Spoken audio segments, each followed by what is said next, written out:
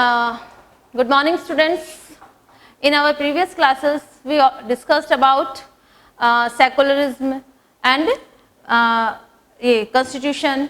ठीक है, constitution को हम discuss कर चुके हैं. उसके बाद secularism also the part of constitution. Constitution का ही part है. ठीक है, parliament also the part of constitution. तो today we will discuss about why do we need parliament. India का जो सिस्टम है, गवर्नमेंट सिस्टम है, इस गवर्नमेंट सिस्टम में हमारे पास क्या है, एक पार्लियामेंट है. कॉन्स्टिट्यूशन जो मेकर्स थे उन्होंने ब्रिटेन के जो सिस्टम से पार्लियामेंट्री सिस्टम को अडॉप्ट किया. ठीक है, ब्रिटिश जो थी हमारे यहाँ centuries 2 centuries ruled here. British ने एक लंबे टाइम तक इंडिया में रूल किया, लेकिन उनके जो रूल था वो धीरे धीरे पीपल्स पे टायरनी, ब्रूटल रूल था. ठीक है, पीपल जो थे, फिर उसके बाद नेशनल स्ट्रगल चला. ठीक है, ब्रिटिश को यहाँ से निकालने के लिए, उनका रूल जो है वो बिल्कुल खत्म करने के लिए people started national movement and all the people participate in this struggle. Okay, जो नेशनल स्ट्रगल था, जो नेशनल मूवमेंट था, all Indians people either they belongs to any religion, किसी भी religion, Muslim communities also, Hindu communities also, all okay, jointly they participated in the Indian struggle. सबने Indian struggle में participate किया. धीरे धीरे इंडियन पीपल जो है वो ब्रिटिश पार्लियामेंट्री सिस्टम को समझने लग गए थे, जानने लगे थे, रूल रेगुलेशंस उनको पता चलने लग गई थी. तो उनको भी लगने लगा कि हमारे पास हमारा इंडिपेंडेंट रूल होना जरूरी है, हमारा रूल होना चाहिए, हमारी पार्लियामेंट होनी चाहिए. ठीक है, उसके बाद में हमने ब्रिटिश के सामने 1885 Indian national Congress demanded the elected member of the legislature. Legislature जो था उसमें क्या था, मोस्टली ब्रिटिश पीपल थे. ठीक है, तब हमारे इंडियन नेशनल कांग्रेस जो थी, ठीक है, उसने डिमांड की कि लेजिस्लेचर में इलेक्टेड मेंबर होनी चाहिए और वो इलेक्टेड मेंबर जो है इंडियन कम्युनिटी से बिलोंग करने चाहिए. ठीक है, धीरे धीरे कुछ चीज़ें ब्रिटिश ने एक्सेप्ट भी की, कुछ नहीं भी की. ठीक है, तो लेकिन ऐसे एक बहुत टाइम निकला, कॉन्स्टिट्यूशन को अप्रूवल मिली, कॉन्स्टिट्यूशन बना. कॉन्स्टिट्यूशन बनने के बाद उसके कुछ फिक्चर्स बनाए गए. तो फर्स्ट फिक्चर हमने बनाया पार्लियामेंट्री सिस्टम. पार्लियामेंट मीन्स क्या है, सबसे पहले मैं आपको एक शॉर्ट में बताती हूँ. पार्लियामेंट ये क्या है, combinedly the president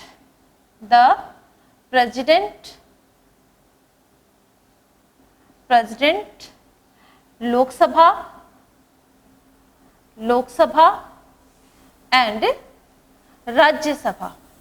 parliaments the president, Lok Sabha and the Rajya Sabha. ठीक है, ये हमने ब्रिटिश पार्लियामेंट्री सिस्टम, ब्रिटेन के पार्लियामेंट्री सिस्टम को हमने देखा कि वहाँ भी प्रेसिडेंट है, लोकसभा है, राज्यसभा है और दोनों से ही क्या है, इलेक्टेड मेंबर आ रहे हैं.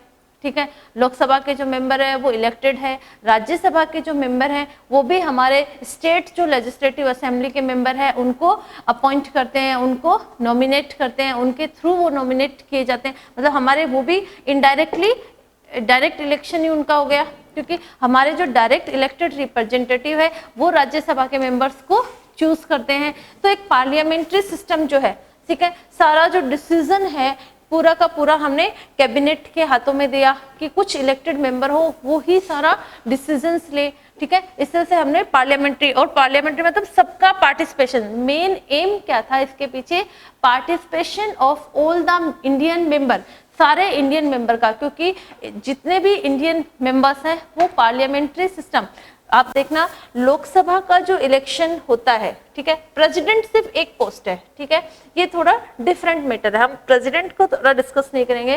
पहले लोकसभा एंड राज्यसभा. लोकसभा जो है उसमें जो मेंबर्स हैं वो ऑल ओवर कंट्री से इलेक्टेड मेंबर होते हैं. ठीक है, पूरी कंट्री से, हर एक कॉर्नर्स को छूते हुए, हर एक कंस्टिट्यूएंसीज से पीपल जो है लोकसभा के मेंबर आते हैं. लोकसभा के मेंबर को हम क्या बोलते हैं, MPs.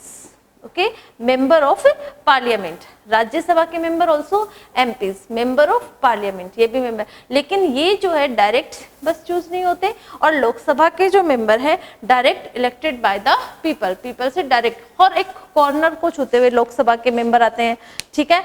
So in first chapter हमने कॉलोनियल रूल के बारे में भी पढ़ा था, किस तरह से कॉलोनियल रूल था, क्यों हमने कॉन्स्टिट्यूशन की डिमांड करी, ठीक है, क्यों हमें अपना रूल चाहिए था, क्यों पीपल का पार्टिसिपेशन जो है वो सबका जरूरी है, ठीक है। इसी सीरीज में हमने सेकुलरिज्म को पढ़ा, ठीक है, और इसी सीरीज कॉन्स्टिट्यूशनल के सीरीज में ही पार्लियामेंट्री सिस्टम है, क्योंकि parliamentary system also the picture of our constitution, the dream and aspiration of freedom struggle were made concrete the constitution, ठीक है। एक फ्रीडम स्ट्रगल, एक फ्रीडम का ड्रीम लोगों के मन में था, एक कि हमारे खुद का रूल होना चाहिए, क्यों हम पे कोई दूसरे लोग रूल करते हैं, क्यों बाहर के लोग आके हम पे हमारे साथ एक्सप्लॉयटेशन कर रहे हैं, हमारे साथ बैड बिहेव कर रहे हैं, ऐसे बहुत सारे रीजंस रहे कॉन्स्टिट्यूशन को बनाने में। और कॉन्स्टिट्यूशन में फिर हमने पार्लियामेंट्री सिस्टम रखा कि सारे जो पीपल्स है, सब जो पीपल्स है, उनका रिप्रेजेंटेशन जो है वो गवर्नमेंट में होना जरूरी है, कि गवर्नमेंट एक ऐसी बने कि उसमें जितने भी एक कंट्री से बिलोंग करने वाले एडल्ट पर्सन है, एडल्ट एक एडल्ट लिमिटेशन क्यों रखी, क्योंकि एक एडल्ट पर्सन है वो सोचने के लिए एक समझदार पर्सन जिसको हम कह सकते हैं, जो ये समझ सकता है कि उसको किसे वोट देना है, वो डिसाइड कर सकता है, अपना डिसीजन जो है वो खुद ले सकता है। Adult person are not depend on any others, he can take its decision by herself और हिज सेल्फ, ओके, अपनी सेल्फ से, ऑन सेल्फ से, ठीक है, डिसीजन ले सकता है। इसीलिए एडल्ट जो है 18 ईयर्स की एज जो है वो लिमिटेशन में रखी गई, ठीक है। People and their representative, people first point जो इसका अपना है, people and their representative, people और उनके रिप्रेजेंटेटिव, जो रिप्रेजेंटेटिव है वो किस तरह से पीपल से ही निकल कर आते हैं, पीपल अपने में से ही किसी एलिजिबल पर्सन को अपना रिप्रेजेंटेटिव बनाता है, किस तरह से पूरा इंडिया जो है वो कंस्टिट्यूएंसीज में डिवाइड होता है, ठीक है। It is the decision of people that create the democratic government and decide about the functioning, ये पीपल्स का ही डिसीजन था कि एक डेमोक्रेटिक गवर्नमेंट बनाया जाए और उसके जो फंक्शंस हैं उनके रिप्रेजेंटेटिव जो है वही डिसाइड करे। The basic idea of this kind of democracy is the individual और citizen most important person, okay. तो बेसिक आइडिया जो है, जो के जो व्यूज हैं वो गवर्नमेंट में आए, क्योंकि एक एमपीज जो है वो क्या होता है, मीडिएटर होता है गवर्नमेंट और पीपल के बीच का। तो गवर्नमेंट के जो पीपल्स के जो आइडियाज है, जो प्रॉब्लम्स हैं, वो गवर्नमेंट तक ले जाने, उनसे रिलेटेड लॉज वही बना सकता है, ठीक है। जो जैसे किसी विलेज है, ठीक है, विलेज का इम्प्रूवमेंट करना है, उस पर्टिकुलर विलेज की क्या प्रॉब्लम है, तो उस कंस्टिट्यूएंसी से रिलेटेड जो एमपी है वही उस प्रॉब्लम को पार्लियामेंट तक ले जाता है, वही उस प्रॉब्लम को वहाँ डिस्कस करता है, या उससे रिलेटेड कोई लॉज जो है वो पार्लियामेंट में बनाए जा सकते हैं, ठीक है। One would elect representative parliament, one group among the elected, और पार्लियामेंट का जो मेंबर है वो कहाँ से इलेक्ट होके आएगा, देखो पूरे इंडिया को, एक कंट्रीज को कंस्टिट्यूएंसीज में डिवाइड किया जाता है, एक पर्टिकुलर कंस्टिट्यूएंसी होता है इलेक्शन एरिया, ठीक है, इलेक्शन एरियाज में, ठीक है, एक ग्रुप में डिवाइड कर दिया कि ये कंस्टिट्यूएंसीज है, हर कंस्टिट्यूएंसी से एक एमपी पार्लियामेंट के जाता है। जैसे राजस्थान से 25, राजस्थान में 25 कंस्टिट्यूएंसीज में डिवाइड किया है, वो कंस्टिट्यूएंसी एक डिस्ट्रिक्ट भी हो सकता है, ठीक है, हो सकता है वो कंस्टिट्यूएंसी पर्टिकुलर जो इलेक्शन एरिया है वो एक पूरा का पूरा डिस्ट्रिक्ट हो, कई बार उस डिस्ट्रिक्ट में भी कुछ पार्ट अदर डिस्ट्रिक्ट का हो सकता है, ऐसे वैसे भी हो सकता है, क्योंकि हमारे यहाँ डिस्ट्रिक्ट ज़्यादा है और सीट्स जो है 25 है, तो सीट्स तो पार्लियामेंट की जो है वो पॉपुलेशन पे डिपेंड करती है, ठीक है, कि कितनी पॉपुलेशन है। कॉन्स्टिट्यूशन ये डिसाइड करता है कि पार्लियामेंट में किस स्टेट से कितने मेंबर इलेक्ट होके आएंगे, and this decision based on the population of particular state. Particular state की बहुत सारे स्टेट है जहां से only 1 member elected for parliament because of very less population, come population के कारण कई स्टेट ऐसे भी हैं जहां से सिर्फ 1%, 2%, 3%, 5% elected, and some state have strength 80। Highest जो उत्तर प्रदेश जो है वहाँ की सबसे ज़्यादा पॉपुलेशन है, वहाँ से 80% जो है पार्लियामेंट में मेंबर होते हैं।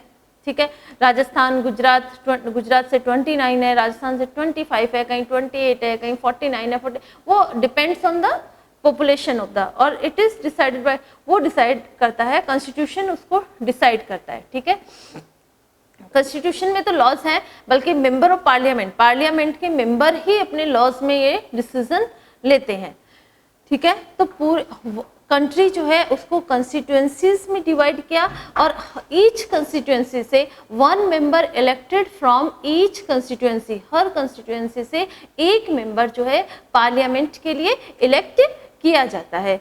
Okay, so the above ideas representation here, some questions also here. Okay, we discuss page number 33. See the page number 33 देखिए, इसमें कुछ questions दिए हुए हैं, उनको हम एक बार डिस्कस कर लेते हैं। ठीक है, use the term constituency and represent okay to explain who an MLA is, how the person get elected. Okay, use the term constituency क्या है? constituencies क्या होती है? एक इलेक्शन एरिया। ओके, पूरे कंट्रीज को एक इलेक्शन में divide, for MLAs election and for MPs election. MP का इलेक्शन हो चाहे एमएलए का इलेक्शन हो, पूरे कंट्री को एक चुनाव क्षेत्र जिसको हम बोलते हैं, ठीक है, इलेक्शन एरिया में डिवाइड कर दिया जाता है। Okay, and represent explain who N MLA, how person get elected, कौन एमएलए टू एक्ट और स्पीक और प्लेस समबडी एल्स। ओके, कौन एमएलए होगा और कौन कैसे वो चूज होगा, मतलब एमएलए के बारे में पूछ रहे हैं। ठीक है, एमएलए हर कंस्टिट्यूएंसी से, हर पार्टी से कुछ मेंबर जो है वो पार्टिसिपेंट होंगे।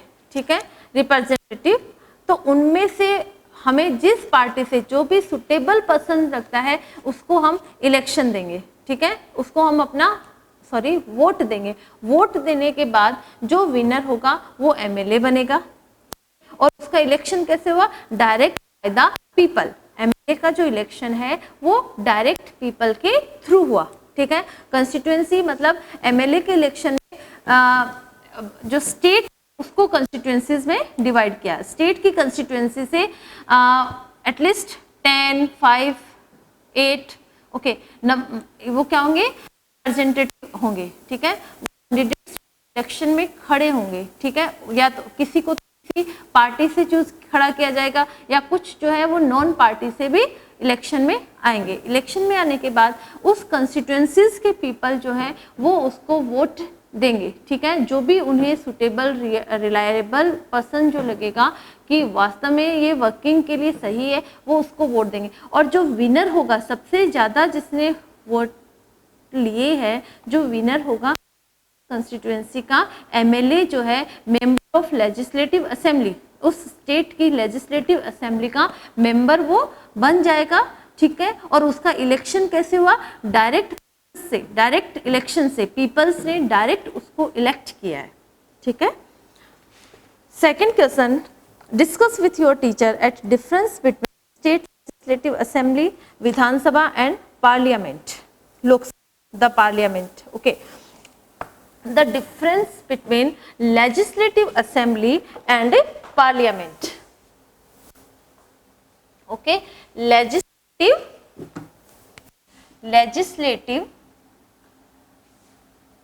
assembly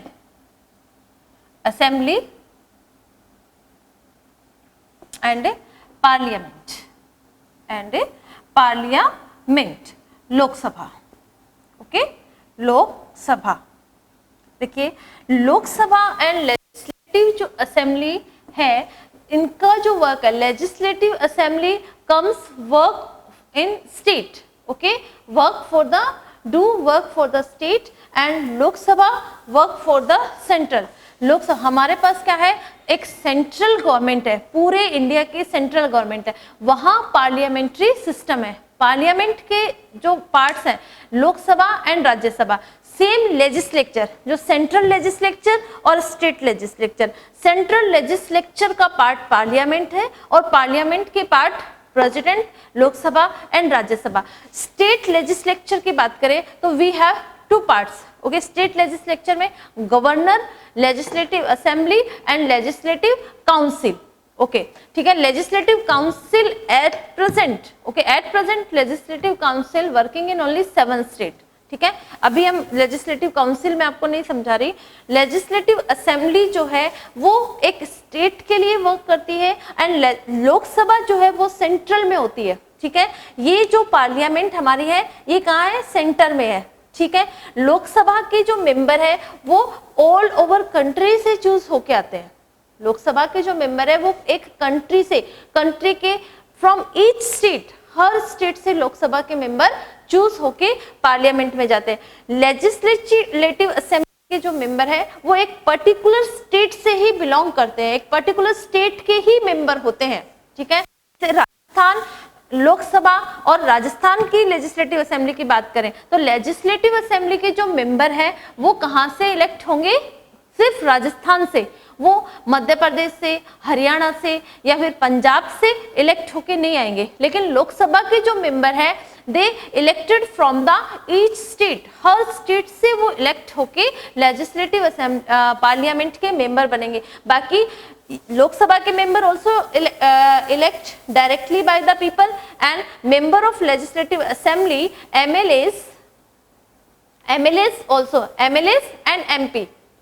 ठीक है, MPs also directly elected, MLAs also directly elected by the people।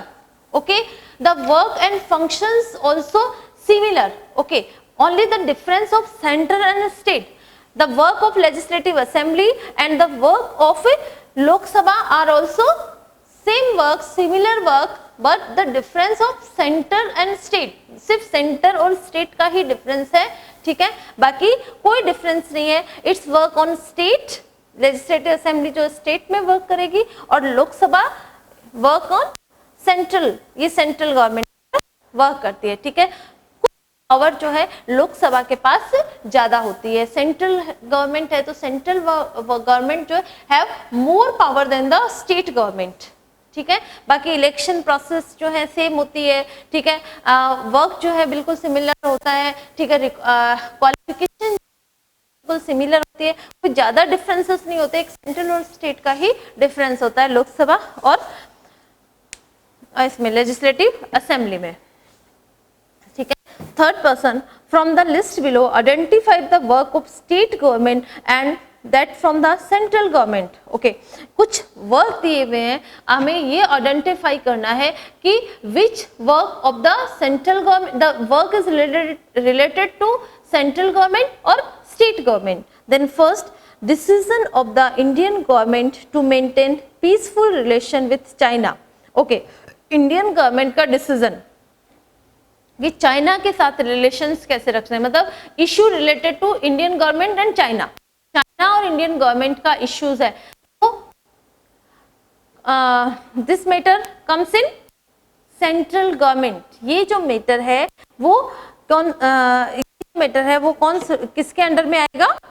Central government. Second, the decision of the Madhya Pradesh government to discontinue board exam in class 8 for all school under this board. अच्छा, मध्य प्रदेश state का matter है कि मध्य प्रदेश जो है 8th standard के board exam को discontinue करना चाहिए। तो मतलब the matter related to only Madhya Pradesh, Madhya Pradesh से रिलेटेड ही है। वो इंटरनल अपने बोर्ड एग्जाम्स के साथ डिसकंटिन्यू करना चाह रही है या कंटिन्यू करना चाहिए, डजंट मैटर, लेकिन वो मैटर किसका है? मध्य प्रदेश गवर्नमेंट का। Then it comes under the state government. Okay, state government के अंडर आएगा। Then introduction of new trains connection between Ajmer and Mysore। Okay, listen, be careful, the matter between two states, matter जो है 2 states का है।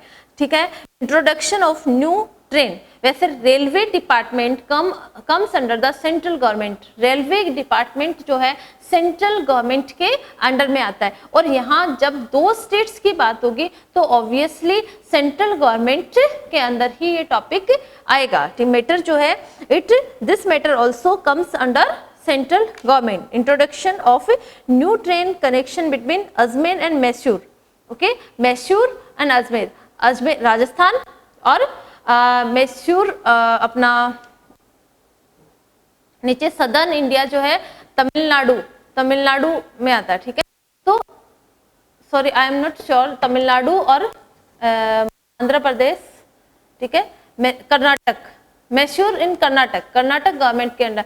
तो कर्नाटक और अजमेर से related दो स्टेट से रिलेटेड मैटर है। और ट्रेन का रिलेटेड मैटर, तो ट्रेन जो है वो सेंट्रल गवर्नमेंट के अंडर में आएगी। तो सेंट्रल ये जो मैटर है ट्रेन से रिलेटेड, रेलवे से जो रिलेटेड मैटर है वो किस में आएगा, सेंट्रल गवर्नमेंट में ही आएगा, ठीक है। Introduction of new 1000 rupees note से रिलेटेड है, करेंसी रिलेटेड मैटर है। Obviously it also comes under the central government, ये भी सेंट्रल गवर्नमेंट के अंडर में ही आएगा, क्योंकि करेंसी से रिलेटेड डिसीजन है only and only taken by the cabinet and prime minister. Cabinet और प्राइम मिनिस्टर ही इसके डिसीजंस को लेती है, ठीक है। 2 स्टेट्स का मैटर है वो भी सेंट्रल गवर्नमेंट का होता है, ठीक है। एक स्टेट का इंटरनल मैटर जो है वो उस पर्टिकुलर स्टेट का होता है। मनी से रिलेटेड, फाइनेंस से रिलेटेड जो मैटर है they also comes under the, जैसे अभी कुछ time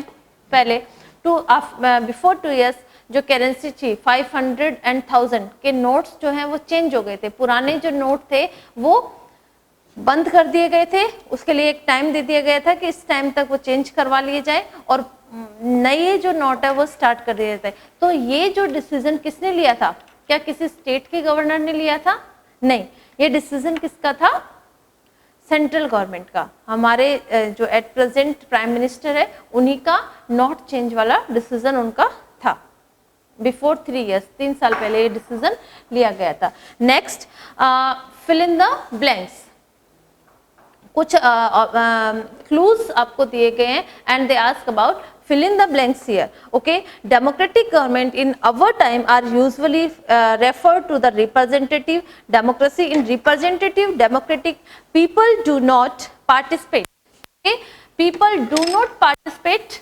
Okay, we have 3 clues here: universal adult franchise, MLAs, representative and directly. Okay, people do not in democratic government. Our times are usually referred the representative in democracy. Representative democracy, people do not participate directly. Okay, people do not participate directly, but instead choose their representative through the election process. Direct किसी को भी अपना representative नहीं बनाती, बल्कि एक अपना जो their representative through an election process, अपना जो रिप्रेजेंटेटिव है वो इलेक्शन प्रोसेस से वो बनाती है। ऐसे नहीं पीपल्स ने डिसीजन किया और किसी को भी अपना रिप्रेजेंटेटिव बना दिया, नहीं, वो अपने रिप्रेजेंटेटिव जो है डायरेक्टली वो चूज नहीं करेंगे अपना रिप्रेजेंटेटिव को। तो फर्स्ट जो फिल इन द ब्लैंक है directly, then representative and election process, ठीक है। दीज एमएलएस जो next fill in the blank है, these MLAs meet and make decision for the entire population. ये जो एमएलएस हैं they take the decision for the entire population. जो MLAs people से choose होके आए हैं वो सारे वो रिप्रेजेंटेटिव होंगे, जो एमएलएस हैं वही तो रिप्रेजेंटेटिव होंगे। They take the decision for entire group. Okay, it allow what is known as, और उसको सॉरी थोड़ा आगे में, this day a government can not call itself democratic unless it allow what is. आजकल जो डेमोक्रेटिक गवर्नमेंट है खुद को डेमोक्रेटिक ना करके क्या नया नाम उसने दिया है, universal adult franchise. Universal adult franchise मतलब वोटिंग जो अपना सिस्टम आता है, ठीक है, वोट सिस्टम कैसे किया जाता है, universal adult. This means that all adult citizen in our country are allowed to vote. इसके अंडर में कि all adult citizen are allowed to vote, जितने भी एडल्ट सिटीजन हैं वो वोट के लिए अलाउ होते हैं। Okay, in next you have read the most elected member whether in panchayat or vidhan sabha or parliament are elected for fixed period of 5 years. Why do we have system where the representative are elected for fixed period of time, not for life? अच्छा, हमारा पंचायती राज system है, उसके बाद district level पे government का election होता है, ठीक है, स्टेट लेवल पे इलेक्शन होता है। तो ये इलेक्शन क्यों किया जाता है, क्यों हम अपने इलेक्शन किया जाता है। क्वेश्चन में ये पूछा है कि उनका जो टेन्यूर है वो 5 इयर्स ही क्यों फिक्स किया है, why we have 5 fixed tenure for our representative 5 years, not for life. हमने लाइफ के लिए उनका टेन्यूर फिक्स क्यों नहीं किया हुआ। ध्यान से सुनना कि टेन्यूर 5 साल के लिए क्यों किया है, 5 साल से ज्यादा क्यों नहीं, पूरी एक बार रिप्रेजेंटेटिव चूज होने के बाद पूरी लाइफ अपने वर्क सकता। देखो 5 साल का पीरियड है, ठीक है, तो इससे क्या होगा, रिप्रेजेंटेटिव जो है पावर को मिसयूज नहीं करेगा, ठीक है। अगर उसको ये एक डर रहेगा कि मैं 5 साल बाद अगर मुझे फिर से रिप्रेजेंटेटिव बनना है, इलेक्शन में आना होगा, तो मुझे वर्क करना ही पड़ेगा, अदरवाइज पीपल में चेंज देयर रिप्रेजेंटेटिव। पीपल जो है अपने गवर्नमेंट को चेंज कर सकते हैं, ठीक है। तो एक फियर जो होता है वो तो मन में रहता है ना, कि एक लालच तो रहता है सत्ता का, ठीक है, गवर्नमेंट का रिप्रेजेंटेटिव बनने का, कि मैं बार बार रिप्रेजेंटेटिव बनूं, इसीलिए वो इलेक्शन में बार बार खड़े होते हैं, सीट्स के लिए ट्राई करते रहते हैं, ठीक है। तो वो ट्राई इसलिए करते हैं कि वो लंबे टाइम तक, लेकिन एक टाइम पीरियड फिक्स कर दिया, पीपल के पास एक चॉइस रख दी कि अगर आपका रिप्रेजेंटेटिव 5 साल में आपके लिए जो सफिशिएंट वर्क नहीं करे, सेटिस्फैक्टरी वर्क नहीं करे, तो you can change your government. People के पास एक चॉइस है कि वो अपनी गवर्नमेंट को चेंज कर सकते हैं, 5 साल तक तो वो झेलेंगे, या कुछ गवर्नमेंट ऐसी है 5 साल से पहले भी उसको चेंज किया जा सकता है, लेकिन 5 साल तो फिक्स टेन्योर है। 5 साल के बाद अगर सेटिस्फैक्टरी वर्क नहीं होगा तो वो अपनी गवर्नमेंट को चेंज कर देंगे, ठीक है। अदरवाइज रिप्रेजेंटेटिव के पास लाइफ टाइम का टाइम है, ठीक है, तो उसको क्या लगेगा, वो बिल्कुल वर्क नहीं करेगा कि एक बार मैं तो बन गया, पीपल ने मुझे इलेक्ट कर दिया, उसके बाद the person can't aware about the people and it's जो कॉन्स्टिट्यूएंसीज, अपनी कॉन्स्टिट्यूएंसीज के लिए, पीपल्स के लिए बिल्कुल भी केयरिंग नहीं होगा। कि उसको क्या लगेगा कि मेरे पास पावर आ गई, अब मैं होल लाइफ अपनी पावर को एंजॉय कर सकता हूँ, ठीक है, तो वो अपनी रिस्पॉन्सिबिलिटीज से पीछे हट जाएगा, he doesn't fulfil his responsibility. So इसी रेस्पॉन्सिबिलिटी को फिल करे, वर्क करे, और एक हो सकता है 5 साल में चेंजेस के बाद कुछ ऐसे रिप्रेजेंटेटिव आ जाए, बहुत अच्छे भी आ सकते हैं, जो बहुत सारे चेंजेस ला सकते हैं, बहुत बेटर वर्क कर सकते हैं। एक रिप्रेजेंटेटिव आ गया तो फिर उसी को पूरे टाइम के लिए झेलना पड़ेगा।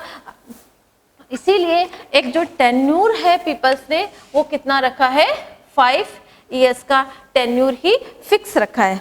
Last question, we have read that people participate in other way and not just through the election to express approval and disapproval, ठीक है, in the action of government. Can you describe 3 such way through a small skit?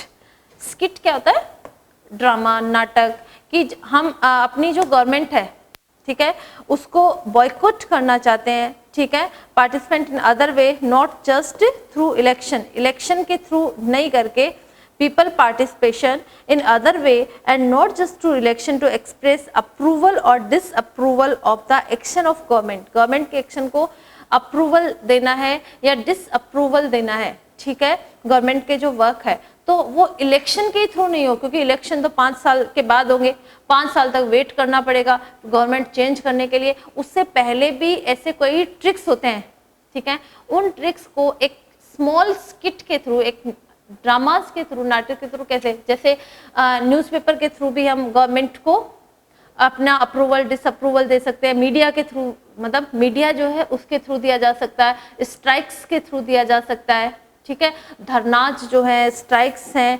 Rallies निकाल के, या government के actions जो हैं उनको boycott करके हम, और इन मैटर से रिलेटेड कुछ स्मॉल स्किट जो है वो भी तैयार की जा सकती है, ठीक है। स्किट मतलब एक जो स्मॉल ड्रामास जो होता है कि हम गवर्नमेंट अब 5 साल तक थोड़ी वेट करेंगे कि 5 साल तक जो गवर्नमेंट है वो, तब हम अपना अप्रूवल उसको देंगे, 5 साल बाद चेंज कर देंगे, ठीक है।